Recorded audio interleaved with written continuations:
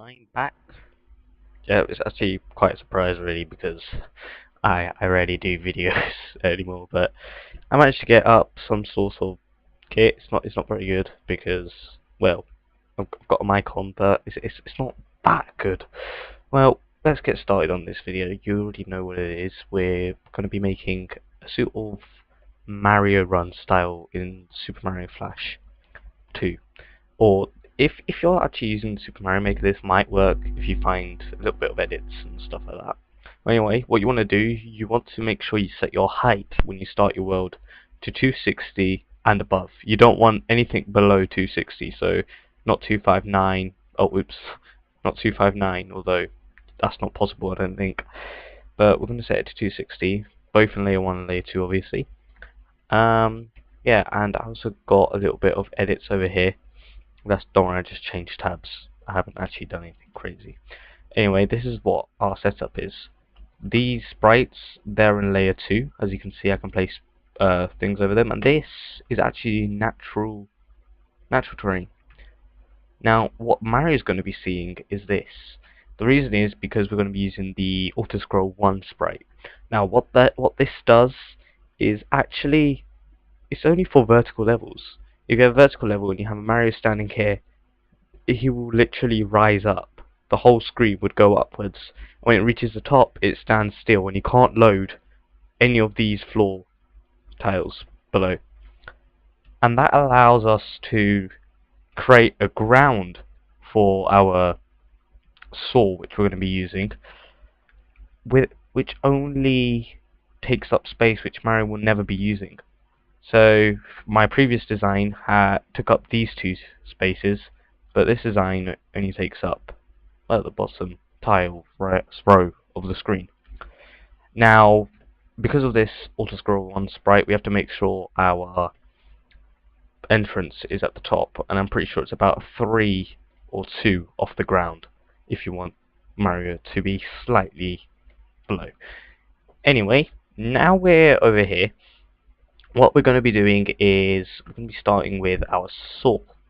Now, the reason is because saw is the only sprite, well, not the only sprite specifically, but the best sprite we can be using in which Mario walks at the same speed as it. So if we let that saw go across, Mario will always stay exactly that range behind the saw. Now, I'm just going to be extending our ground outwards. So there we go, it's in layer 2. And yeah, we can just extend it around to around there. Yeah. Now, here is where the sort of magic happens. Because we want Mario to go all the way to the right and the saw starts off going left, we're going to have to put a block here. Now, to make sure that that sprite that can't get reloaded, and I'll tell you what I mean.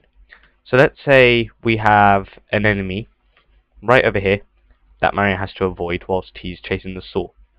What you can do is wait for the saw to go away, kill the enemy, go all the way to the right, and go back. And now 1, he has a head start on the saw, and 2, he doesn't have to face that enemy again. So how do we avoid this? Well, the key lies in making sure this saw never respawns again. So the simple way of doing this is by changing this block to a non-block. And we can place this over here. Now, don't worry if you're going to be planning on using these afterwards. You can always just put a one-way door here, just to make sure Mario never comes back to reload the saw. You might want to move the saw slightly towards the entrance. In fact, we want to move the saw directly on top of that, well, I don't know what to call it, off block, I guess you can call it. Oh, we can't do that anyway. Yeah, we can put that there, and we can put the off block in layer 2. Honestly, I've never made a level using this design. You might want to fix that for the sake of fixing it, because obviously that looks horrible. Now that's fixed, we can obviously cover this up quite simply, like so. There we go. And can just do it quickly. There we go. I'm pretty sure I think I'm wasting your time now. Oh, that's actually quite sad. No, I'm joking.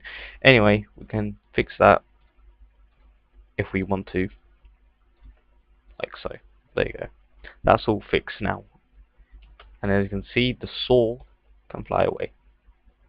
Now, what we want to do now is actually get this shell to get kicked, and we also want a shell behind it. Now, I'll tell you why we're going to get the shell behind it. Well, right after I show you what happens. Oh, we don't need a shell behind it. Oops. Anyway, now we've got this happening. So when we go back to reload the saw, it gets killed by this block. And to make sure that our future block over here doesn't get switched on by Mario, we can easily just put a one-way door right over here. Okay, there we go. And as you can see, if Mario decides, hey, I want to cheat, and goes to this block here, you can't go back. I missed a block up there. Anyway, that's it for that part of the tutorial. Now, here's for the next part of the tutorial. What if Mario needs to go do a little bit of jumping like that? That's going to be difficult because the saw's just going to keep going on. And as you can see, well, the saw just goes off without Mario, and Mario can't go back to it. So we need to make the saw slow down. I like to call them slow down sections. Now, how do we fix this? Is actually, I really like this idea. I'm chuffed to bits with this. Anyway, we get this Koopa, and we also get the blue shell over here. It doesn't have to be the blue shell, but I like the blue shell. So what we do is we make sure that the saw bounces backwards, and don't worry, it's going to come back. So if we get our brick over here, now this saw is going to go racing forward and it's going to hit that brick, and it's going to come backwards. So to fix this, we can come up with a one-way door, and that's it. So the saw will hit this and then hit the one-way door and come back. Now by the time it's on its way back, this shell would have been kicked by the Koopa and the brick would have been destroyed, as you can see here, hopefully. There you go. Now the timing can be adjusted like so. You can have multiple bricks, for example. That's one way of editing the time. You can distance the Koopa away from the shell. You can make the one-way door further away. There are many ways of fixing this. Well, not fixing, well, editing to your needs. And that's pretty much it. However, what you want to do is something very important. When you go all the way over here, well, when you go to the end of your level, let's say this is the end of my level. If I can remove these tiles, there we go. Now let's say this is the end of your level, and you've just gone through a bunch of obstacles like this. Now what you want to do is, well, you want to make sure that the saw must be there. And if the saw isn't there, Mario can't pass to the next entrance. So, let's say your entrance 2 is here, and we have the wall dividing you. And here's the exit to the entrance right over here. Okay, so the saw's going to be there to make sure that Mario can get into the entrance 2. How is that going to happen? Well, I was thinking a lot about this, and I figured that if we got ourselves some lava, rose it all the way to the top, like so.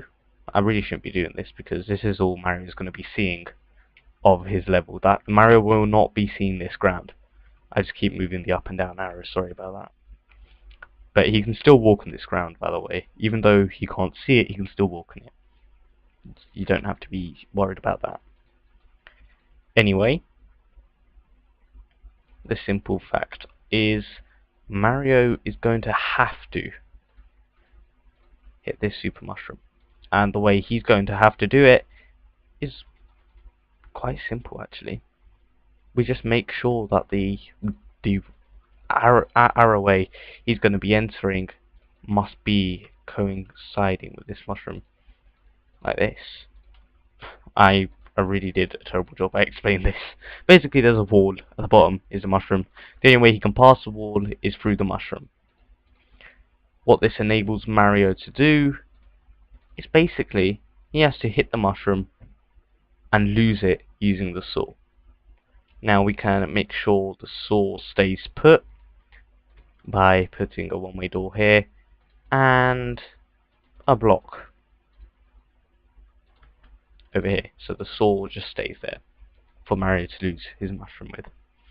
Now we also need to make sure that Mario cannot get back here to lose the mushroom a different way, and we're lucky enough to have this huge tower here. You don't have to do a tower. You can do a bunch of one-way doors in which Mario has to pass. However, what you want to make sure is when Mario loads this mushroom, so when Mario gets this mushroom, he cannot go backwards. The reason is because if Mario goes backwards and comes back, the mushroom will be gone, despawned. Now, here comes the real question. Why does Mario need to take the mushroom? Well, why does Mario need to remove the mushroom? The reason is because he can't get past this lava. He's 2 blocks high, up 2 tiles high, and will not be able to pass. However, if he loses it, he'll be 1 block high and will be able to pass. He cannot crouch jump, otherwise he'll just jump right into the lava. And we can easily test this level quite easily by doing this. Luckily I have a slowdown section right here to give me a head start. Oh, there we go. Oh yeah, I forgot to show you something. Okay, anyway. What you want to make sure after each slowdown section, this is something I realized long afterwards, you have to make sure you get a Koopa with the shell here. Reason is because you need to get this shell killed, and that's what happens. There we go. Well, you do not want to jump into that as Little Mario.